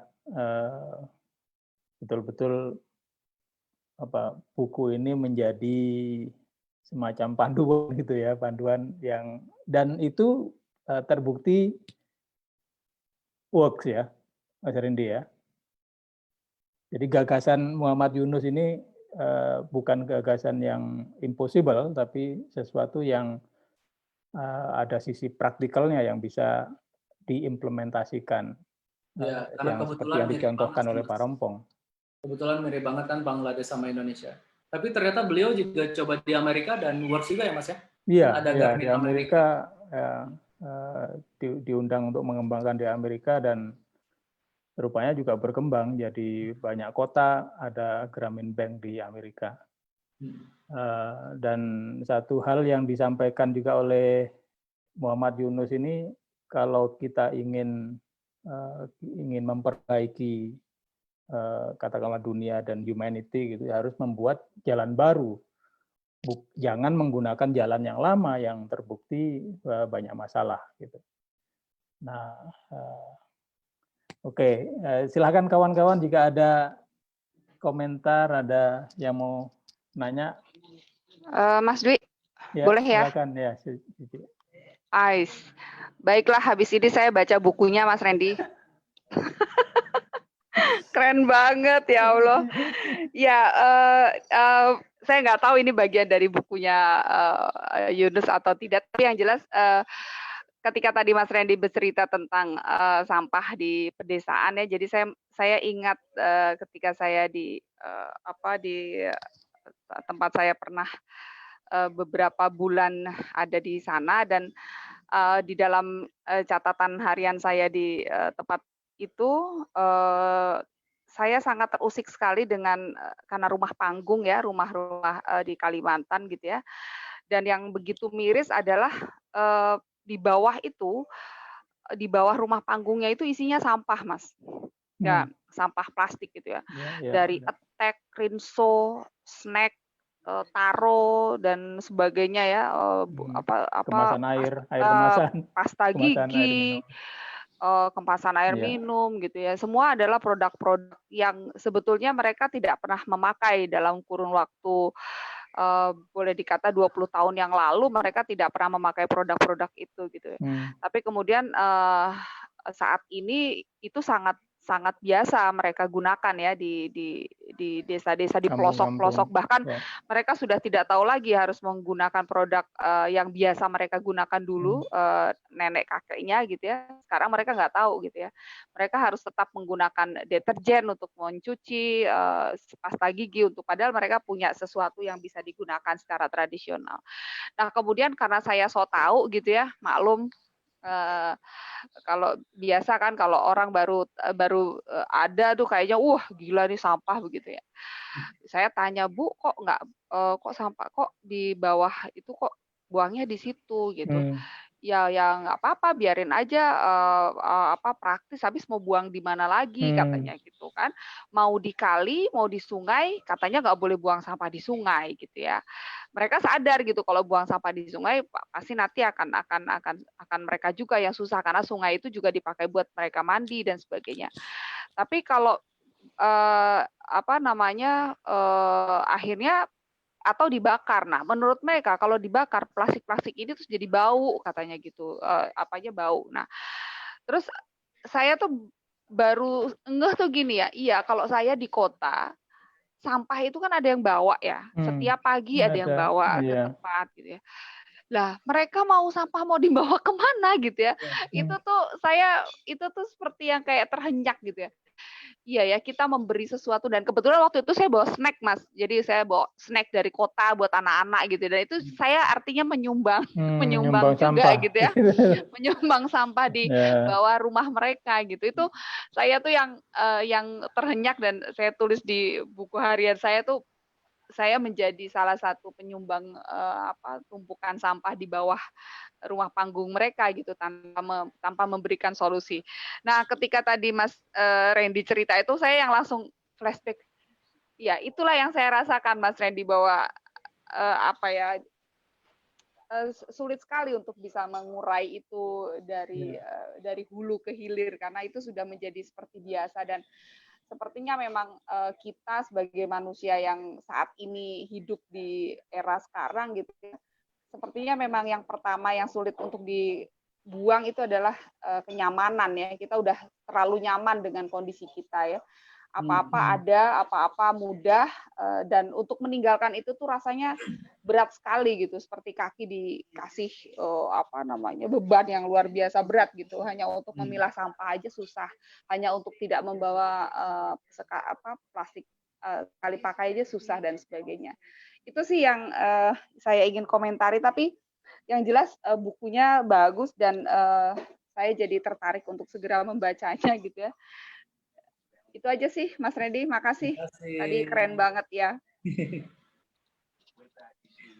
Iya, itu salah satu tantangan besar juga ya, Mas Randy ya. Karena Indonesia ini memproduksi 64 juta ton plastik per tahun.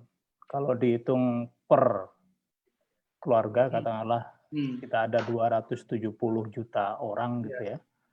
Nah, itu setiap tahun, setiap orang itu memproduksi 0,237 ton. Atau kira-kira 0,65 kilogram per hari. Menghasilkan sampah plastik tiap orang itu. Dan di konteks pandemik ini makin hebat, Mas, karena semua orang kan delivery. Iya, betul. Iya. Dan itu sih saya juga dulu sebenarnya saya tuh orang yang pelit dan orang yang malas. Saya tuh pelit dalam artian kalau nggak perlu beli ya saya nggak beli gitu. Jadi sebelum kenal fast fashion pun saya kayak aduh ngapain lah beli baju gitu. Saya lebih baik pakai buat jalan-jalan dulu mikirnya kayak gitu. Dan kepelitan itu ternyata sangat bagus dimiliki orang-orang yang mau zero waste sih, karena sekarang kita bayangin aja kalau kita kurangin makan daging sebenarnya belanjanya tuh jadi jauh lebih murah loh karena lebih banyak sayur. Begitu kita banyak sayur kita jadi ngomposnya lebih gampang. Begitu kita ngomposnya lebih gampang kita juga jadi mau bercocok tanam. Jadi kita nggak perlu beli sayur. Terus sampah-sampah yang didaur ulang itu yang harus kita sadari. Ya hampir di semua kota-kota besar sekarang ada bank sampah ya. Kita tuh dapat duit loh kalau kita nuker sampah yang sudah bersih dan terpilah itu kita dapat duit. Dan kayak sistem yang sekarang kami lagi coba itu dia masuk ke e-money kan. Jadi bisa dibayar buat tol, parkir, bisa bayar listrik. Buat orang pelit kayak saya itu saya ngerasa untung besar banget ngolah sampah dan milah sampah di rumah. Jadi yang rasa malas saya itu tertutupi sama rasa ingin untung gitu. Jadi itu sih yang akhirnya coba kita share sama teman-teman yang tertarik sama apapun yang dilakukan perempuan. Kita tuh memang nggak pernah share kayak paus makan plastik, ayo kasihan, sedih, kalian berdesak. Kita nggak pernah kayak gitu karena orang dipoyok-poyokin ngerasa bersalah itu makin antipati gitu ya. Kita selalu cerita kayak seru nih sekarang kayak di rumahku Mas, kita tuh satu-satunya rumah yang sepanjang jalan ini tuh nggak bayar sampah. Karena memang kita nggak ngasilin apa-apa. Tempat sampah saya di depan rumah, itu sekarang saya pakai buat ngompos, jadi isinya daun kering. Karena daun-daun tuh banyak banget, jadi saya ngompos daun kering tuh di situ. Dan sampai petugas kebersihan itu kalau datang tuh kayak selalu penasaran sama rumah ini kan, sampai akhirnya pas saya lagi di depan, saya lagi nyapu, dia nanya, Mas, kok nggak pernah diangkut sih sampahnya? Terus saya bilang, saya nggak bayar Mas. Hah, kenapa bisa nggak bayar? Karena saya nggak ngasilin sama sekali. Terus diapain? Ya saya di rumah punya biopori 4. Jadi kalau misalnya perlu compostingnya agak males saya nyacanya, saya masukin aja ke biopori. Semua yang kita pakai itu sebisa mungkin yang bisa didaur ulang. Jadi yang double laminated, terus plastik-plastik yang pakai aluminium, plastik-plastik yang di coloring itu kita cenderung nggak pakai. Mau saya sesuka apapun sama cemilannya, Mas. Kalau saya sadar, aduh ini nggak bisa dijual, udahlah nggak usah lah. Maksudnya udahlah rasanya sama-sama aja. Mau saya hari luar itu biasa ya. mau beli es kelapa misalnya, tapi lupa bawa tumbler, saya langsung kayak udahlah nggak usah deh gitu. Jadi gara-gara sering banget, ya udahlah nggak usah. Padahal kan kita tahu di supermarket kan rata-rata packaging semua. Jadinya belanjanya itu murah, Mas. Ya. Nah, yang menarik adalah residu. Kalau residu saya tuh seminggu sekali saya angkut pakai mobil. Jadi saya punya double cabin gitu, saya taruh di pick-up-nya di belakang, saya angkut ke Parongpong dan saya masak di sana pakai hydrothermal. Jadi memang 100% nggak ke TPA sama sekali, dan ternyata saya untung gitu, Mas. Untungnya tuh membuat saya ingin melakukan ini terus. Nah, jadi memang kuncinya sekarang gimana caranya kita pemetaan supaya kalau di desa apa sih definisi untungnya mereka, kalau di kota untung tuh apa, atau happiness atau harapannya tuh apa. Kalau kita bisa kumpulkan harapan-harapan, kebahagiaannya segala macam, kita juga bisa kasih ke mereka itu. Jadi kalau kayak kasus rumah panggung yang buang ke bawah itu, kita harus bilang kayak, Bu, ada cara lain loh selain ngegoreng, jadi kita nggak usah beli minyak goreng yang ada packaging. Ada cemilan lain loh selain ciki-cikian yang ada di warung, sehingga kita juga nggak ngasilin. Jadi saya pikir sih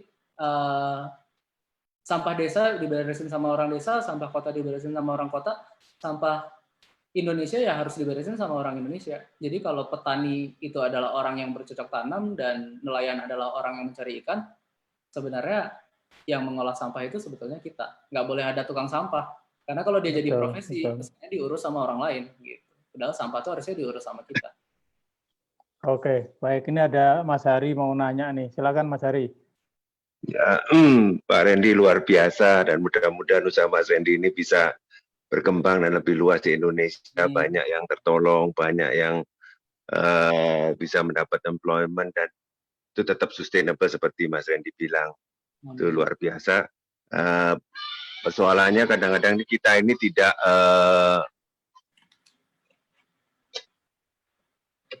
tidak mengenal ya sistem itu dengan baik. Jadi itu perlu disosialisasikan dengan baik. Terus ya beberapa sih kalau dari yang saya perhatikan, kebiasaan-kebiasaan itu karena mungkin apa ya, kebiasaan kita sendiri ya, mungkin ya juga kebudayaan atau kebiasaan itu kebudayaan itu kan kebiasaan yang dilakukan terus-menerus. Tapi tempat lain itu kelihatannya juga kesadarannya cukup tinggi. Jadi seperti banyak juga orang yang mengangkut sampahnya ke tempat sampah yang benar. Itu saya lihat itu orang bawa mobil, kayu dibuang ke tempat kayu, daun itu saya lihat ya kebetulan di Jerman kan itu. Seperti itu. Jadi terus apalagi dulu sama Pak Dwi juga ngurusi ISCC itu, ya dipupuk nggak boleh berlebihan kan itu kan. Jadi kalau bisa organik. Terus dari situ juga saya lihat memang composting itu juga di tempat lain juga dilakukan dengan baik, sehingga memang penggunaan pupuk itu nggak banyak kan gitu kan.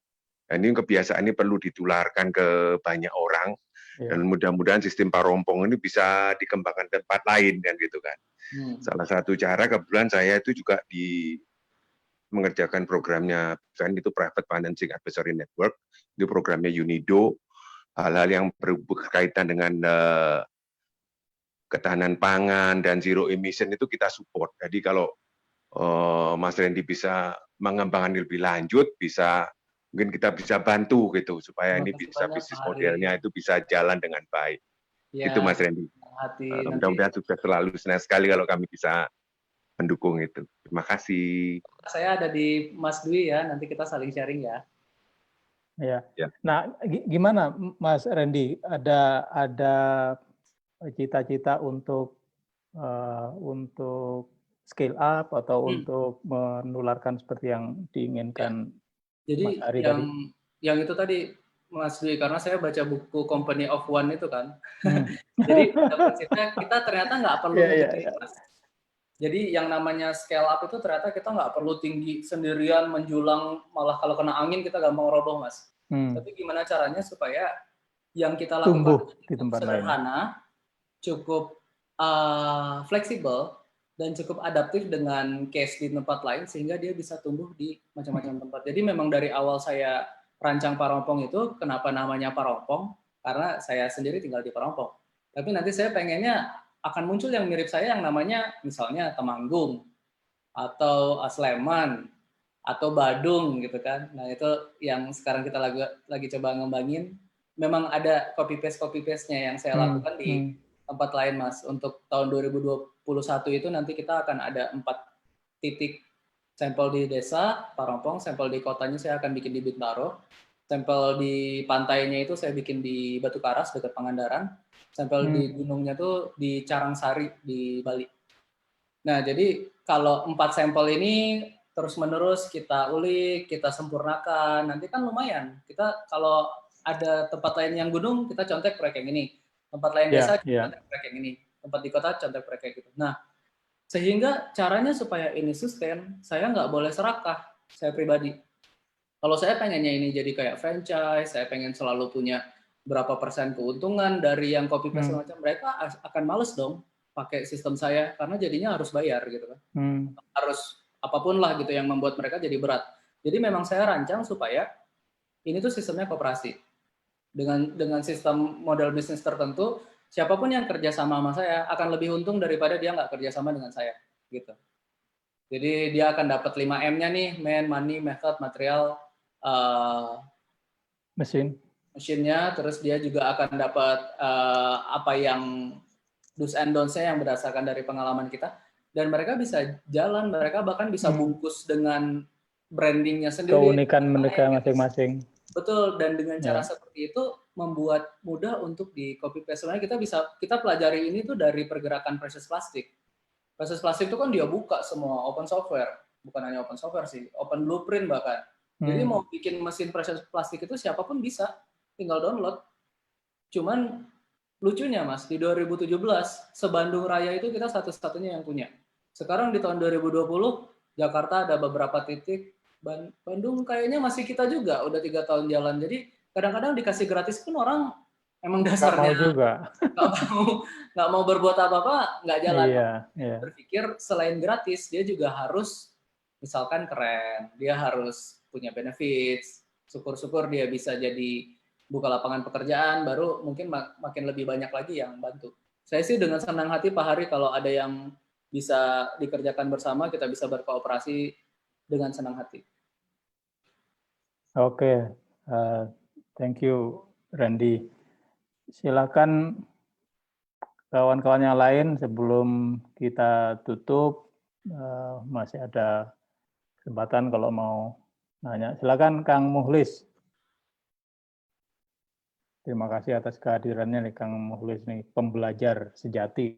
Assalamualaikum. Waalaikumsalam warahmatullahi wabarakatuh. Salam kenal Kak Randy. Salam kenal Pak. Alhamdulillah senang banget saya menyimak dan terasa apa ya, nyambung ininya apa ya namanya resonansinya sampai ke Bogor. Wah, luar biasa.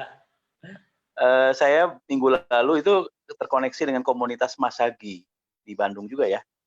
Itu para arsitek yang lulusan-lulusan dari Parahyangan apa ya? Iya, betul. Mereka bikin, betul ya, mereka bikin gerakan juga di apa namanya di kerjasamakan atau bersinergi dengan beberapa komunitas. Alhamdulillah.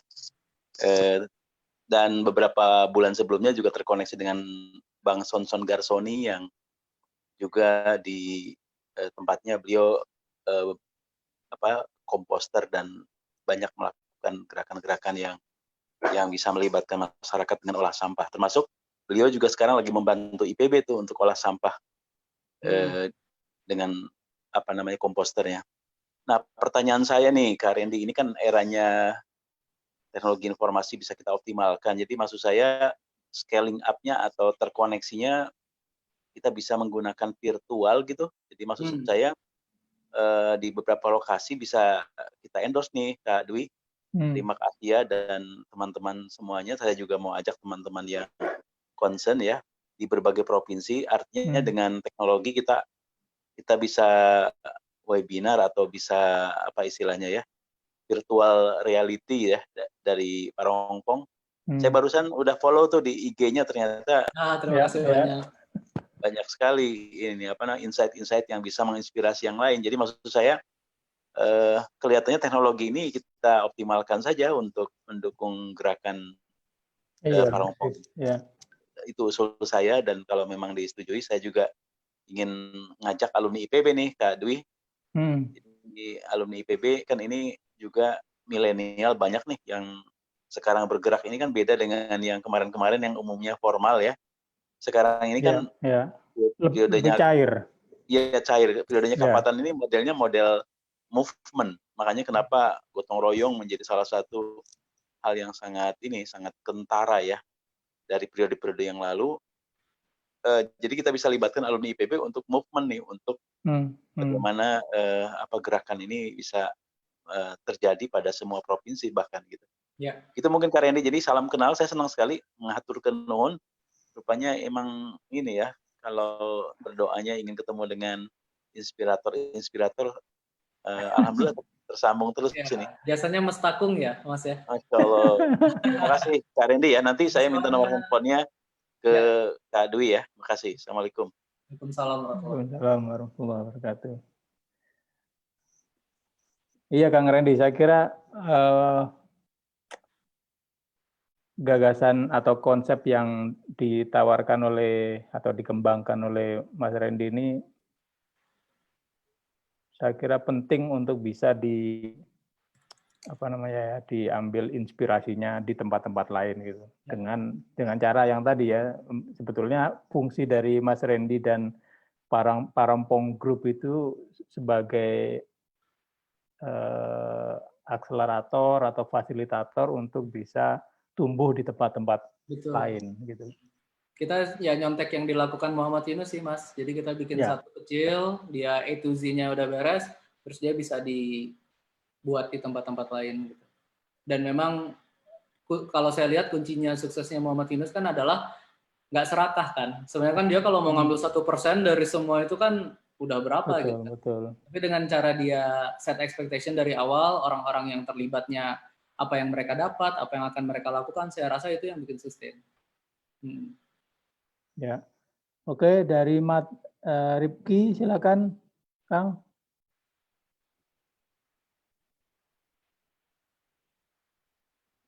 Mau nanya langsung apa saya bacakan? Monggo, Kang. Mat Ripki. Mungkin. Ya, ini saya baca aja. Untuk menumbuhkan rasa tanggung jawab tentang sampah terhadap individu itu bagaimana? Jadi bagaimana menumbuhkan rasa tanggung jawab pada individu-individu? Benar apa pertanyaan Mbak Suci tadi, bahwa untuk yang di desa nggak ada yang ambil sampah karena nggak ada opsi mau dibuang kemana juga, sehingga mereka membuang ke tempat yang terjangkau untuk membuangnya gitu. Kalau hujan gitu. Nah, silakan. Iya, pertama menumbuhkan rasa tanggung jawab. Kalau dari pengalaman saya personal sih ya Mas, saya itu tertamparnya adalah waktu saya tuh menikah dengan teman SMA. Jadi cinta pertama tahun 2003 ternyata berjodoh lah, kurang lebih gitu, alhamdulillah. Jadi kalau orang-orang nonton film terus kayaknya mah orang kalau naksir di SMA mah nggak mungkin lah jodoh ya. Saya buktinya bahwa saya naksirnya tahun 2000, nikahnya tahun 2016. Emang jalan. Cuman kami pun waktu itu dikasih tantangan luar biasa sih Mas. Jadi saya sama istri itu sempat divonis nggak akan bisa punya anak. Dan waktu tahu seperti ya, karena kami logis, maksudnya ya saya orang teknis, terus dia dokter, ya kita bahas dengan logis saja apakah ini akan mengganggu hubungan kita, apakah pernikahan ini tetap ingin, pokoknya segala macam kita bahas lah. Terus saya bilang, kalau saya mah orangnya no return policy, kalau kita sudah menikah ya pokoknya kita jalanin aja apapun. Jadi kita sudah di pola pikir yang oke, kalau memang nggak punya anak, nggak apa-apa, walaupun pengen banget ya Mas. Nah tiba-tiba di 2017, begitu saja tiba-tiba dikasih kesempatan untuk hamil, dan waktu itu senang banget. Waktu saya lagi seneng-senengnya itu, saya juga sempat takut gitu. Takutnya apa? Tiba-tiba saya yang tadinya mikir cuman mau bisnis aja, ya buat bayar cicilan, buat survive, buat beli barang dan lain-lain, tiba-tiba saya berpikir, wah ini anakku bakal lahir di dunia seperti apa ya gitu. Jadi selama 3 bulan awal kehamilan itu kayak orang stres, Mas. Karena terus-terusan dihantui perasaan bersalah kayak, emang iya anakku akan punya air yang sama bersihnya kayak kita, udara sama bersih, orang buang sampah terus. Jadi shock banget. Kenapa? Karena waktu di Singapura semuanya super steril. Saya itu 5 tahunan di Singapura. Waktu saya di Cina 2 tahun itu, padahal tinggal di Shanghai, kota yang paling most livable cities di China, itu tetap kacau banget, Mas. Saya tuh pakai masker tuh setiap hari. Dan sikat gigi tuh harus beli mineral water. Ya. Padahal itu di Shanghai dan saya tinggal di apartemen loh, Mas, bukan di tempat yang aneh gitu. Dan waktu saya pulang ke Soekarno-Hatta, pintunya kebuka terus kena udara Soekarno-Hatta loh, Mas. Saya ngerasa kayak, wah enak banget udaranya. Bayangin, Mas, airport Soekarno-Hatta, dan saya bilang udaranya enak banget. Itu yang waktu itu saya shock. Dan saya langsung berpikir kayak, oke lah, kayaknya saya harus pulang nih ke Indonesia. Saya akhirnya resign, Mas. Terus saya akhirnya perjalanan kayu yang akhirnya ketemu Mas Singgi, ketemu Mas Dwi akhirnya di Jepang, dan lain-lain. Tapi waktu itu saya cuman tersadar rasa takut aja kan. Saya nggak mau lagi tinggal di Cina karena saya ngerasa gila, parah banget di sana. Tapi begitu anak saya ada di kandungan itu, saya baru kayak yang gimana kalau waktu saya hidup di Cina yang cuma 2 tahun itu, anak saya bakal hidup di Indonesia yang separah itu, dan bertahun-tahun gitu. Karena kan kita udah nomor 2 pembuang plastik terbesar, nomor 2 bencana sampah paling besar, nomor 2 pembuang makanan paling besar setelah Arab Saudi. Jadi saya pikir akan ada nih masanya nanti anak saya sengsara banget, saya cuma 2 tahun, dia seumur hidup gitu. Dan solusinya nggak bisa kirim dia ke New Zealand atau kirim dia ke Scandinavian country, karena terus siapa yang beresin Indonesia gitu kan. Jadi saya stres, Mas. 3 bulan itu saya stres. Dan sedihnya adalah ternyata anak itu tidak ditakdirkan untuk kita. Keguguran, Mas. Waktu keguguran, saya tuh mencoba mencari hikmah. Sedih banget sebetulnya, cuman di satu sisi kami bahagia juga karena ternyata bisa hamil gitu. Ya udah, kalau kita memang niat punya anak, akan dikasih jalan lah gitu kan. Terus saya bilang sama istri saya, boleh nggak nanti di akhir tahun saya berangkat ke satu desa di Jepang yang ngolah sampah sampai 80%. Dan saya, kalau anak kedua kita nanti lahir, kita udah punya modal buat dia. Lebih siap daripada anak pertama kemarin. Jadi saya tuh punya target waktu itu, 2022, yang adalah 2 tahun lagi, anak saya umur 3 tahunan, kita tuh udah tinggal di Desa Mandiri Lestari ini, Mas. Walaupun masih kecil, walaupun cuman isinya saya dan teman-teman saya doang, tapi kita udah tinggal di Desa Mandiri Lestari.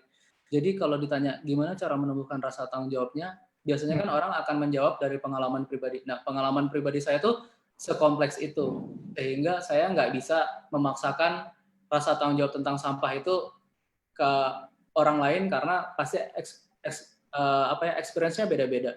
Cuman yang bisa sekarang metode satu-satunya yang bisa saya lakukan karena saya sendiri ngalamin adalah ngobrol sama orang tua muda sih, Mas. Orang tua muda yang punya sharing pengalaman ya. Masih kecil untuk bilang bahwa kalian kepikiran nggak anak ini nanti hidup di dunia kayak apa? Mau nggak sih kita kasih mereka dunia yang lebih baik? Dan bisa dibilang yang tadi saya bilang itu, followernya Paromo tuh rata-rata orang tua muda, Mas. Dan itu sebenarnya target market kita banget. Karena ada orang-orang yang sudah akut bertahun-tahun menjalani hidup yang udah sulit diubah, energinya terlalu besar, Mas, buat kita mengubah pola pikirnya mereka. Dan energi itu lebih baik saya fokuskan untuk membuat solusi-solusi. Jadi akhirnya memang target market kita tuh sangat spesifik. Spesifik ya. Dan dulu pernah ada kritik, kok Parompong tuh kesannya premium banget ya, fancy banget, selalu postingannya bahasa Inggris, pakai teknologi, terus kayak kalau bikin program-program itu kayaknya keren, kayaknya nggak merakyat gitu. Nah dulu tuh kita pernah dikritik kayak gitu. Terus saya bilang, loh teman-teman yang ke desa tuh banyak banget loh, pergerakan-pergerakan yang membenahi desa tuh banyak banget di Indonesia. Masa saya ikut terjun di kolam yang udah banyak ikannya, sementara mungkin yang spesifik untuk bikin menengah ke atas yang berpendidikan ini berubah mungkin belum banyak, sedangkan kalau 20% ini baik, biasanya yang lainnya ngikut. Orang beli handphone kenapa sih? Karena ngelihat 20% itu beli handphone. Jadi saya yakin banget waktu di awal-awal Parompong itu ya, kalau saya bisa bikin pergerakan yang di level kota, kerjasama dengan perusahaan luar negeri, kerjasama dengan perusahaan besar, orang desa itu akan lebih percaya sama kita ketimbang kita tiba-tiba hadir terus bilang kita punya solusi, padahal kita juga belum tahu gitu Mas. Jadi waktu itu sih caranya gitu, dan betul di desa itu memang nggak ada pilihan, cuman waktu itu saya memilih mundur sih. Mundurnya adalah nggak langsung ngurusin desa, tapi saya ngurusin kota dulu, bikin proyek-proyek yang skalanya sebetulnya besar, terus bikin pilot prototyping di kota, kerjasama dengan perusahaan besar, terus bahkan kita bikin riset-riset yang skalanya internasional. Baru di 2020 ini kita berani balik lagi ke desa, dan sejujurnya bahkan fasilitas kita yang di desa ini ngumpulin semua teknologi-teknologi riset-riset kita yang kita lakukan selama 3 tahun terakhir, Mas. Jadi di tempat kita tuh kita punya hydrothermal yang buat ngelola sampah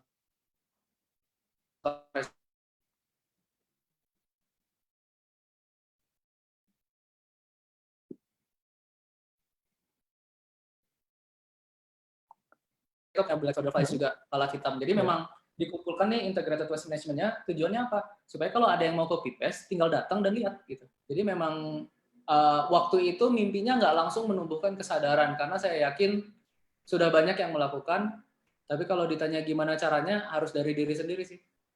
Gitu. Ya. Dari diri sendiri berbuat sesuatu gitu ya, supaya mengalami dan bisa mengajak orang lain. Baik, waktu kita sudah lewat ini Mas Randy dan kawan-kawan sekalian. Iya, saya jam 9 juga. Oh ya. Oke, baik kalau gitu. Closing statement Mas Randy? Closing statement-nya adalah saya berharap yang saya lakukan ini ke depan jadi normal sih. Kalau sekarang kan kesannya apa kesannya sekarang? Mungkin baru, unik dan lain-lain. Waktu saya pertama kali muncul, saya dianggap aneh aja sih. Ada orang yang mau bikin desa mandiri lestari, apaan tuh gitu, nggak kebayang. Tapi ternyata begitu pandemik datang, orang jadi pengen pulang ke desa, pengen ngolah sampah, pengen makan sehat. Jadi saya berharap banget makin lama makin normal sih, sehingga saya nggak dianggap orang aneh. Anak saya nanti pas dia tumbuh pun dia akan ngerasa normal aja sih, apapun yang saya diajarin di rumah, ternyata di luar pun sama. Kalau sekarang kan nggak, Mas. Saya ajarin anak saya apa, begitu dia keluar rumah ngeliat orang ngerokok, buang dari sembarangan, terus dari mobil mewah bisa buka pintu kaca ngebuang sembarangan. Jadi memang closing statement-nya adalah saya berharap aware of 3 zeros ini tuh bukan sesuatu yang tidak mungkin dilakukan, tapi justru normalnya tuh kayak gini. Normalnya tuh jangan ada kemiskinan, normalnya tuh jangan ada pengangguran, dan normalnya jangan ada carbon emission. New normal. Luar biasa. Terima kasih Mas Randy atas sharingnya yang luar biasa dan juga sangat menyentuh, karena banyak pengalaman personal yang di-share ke kami semua dan kawan-kawan. Sekali lagi kita mengapresiasi sharingnya dan semoga bermanfaat untuk kita semua dan bisa mendapatkan inspirasi dalam beraktivitas dalam situasi yang sulit enggak juga gitu ya, tapi ini adalah harus kita lalui bersama gitu. Mudah-mudahan masa depan akan lebih cerah dengan adanya tantangan seperti ini. Amin.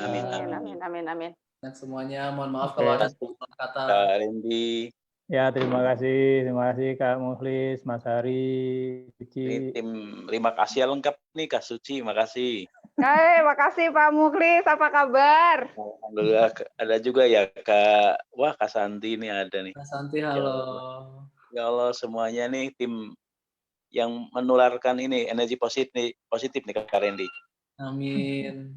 Ketemu dengan teman-teman, terima kasih ya. Iya, ketemu dengan teman-teman, terima kasih ya. Ini bukan seperti lagi ya, bagaikan sama aja ya. Ketemu dengan spiritual peer ya. Sebetulnya kalau boleh jujur, sebelum bikin Parampong tuh kita tuh udah ngeliat Remarkasia, dan saya nggak sadar itu Mas Dwi loh, Mas. Jadi iya, saya salah satu yang saya bilang sama tim awal saya waktu itu, saya tuh pengen nyontek Remarkasia karena menurut saya menarik banget. Dan waktu saya buka, ya elah isinya Mas Dwi. Ternyata lingkarannya itu juga. Waktu itu rambutnya masih hitam ya? Ya, seru sih. Jodoh nggak akan Ini kemana ya.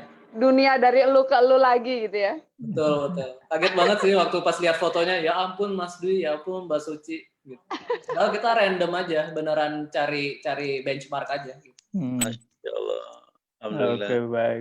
Ini ada Kak Hari tadi ya. Kak Hari saya menyimak juga tuh beberapa pengalaman dan tawaran beliau itu untuk kerjasama ya, untuk mengakses sumber daya yang bisa dikerjasamakan. Jadi maksudnya dalam gerakan yang lebih luas nih, Kak Randy ya, izin nanti saya dengan Kak Dwi kan ada forum komunitas alumni IPB ini untuk bisa kita engage. Boleh banget. Ya, nanti kita adain Kang Muhlis ya, undang Mas Randy. Ya. Kita Nah undang ini Pak Kang Muhlis ini Mas Randy mantan direktur utamanya Antara. Masya Allah. Oh iya. Jadi saya ini juniornya Kak Dwi. Jadi sejak di kampus beliau itu menjadi tokoh media Gema Alma Mater namanya Kak Randy. Orang kampus. Jadi saya belajar nulis dari beliau. Wah, luar biasa. Senang banget nih bisa diloloskan artikelnya atau tidak oleh Kak Dwi ini. Makasih. Makasih Kang Randy. Ini sekarang dia ada meeting lagi. Ya, terima kasih salam buat sekali teman-teman ya. Ya. Selamat malam. Assalamualaikum. Waalaikumsalam warahmatullahi wabarakatuh.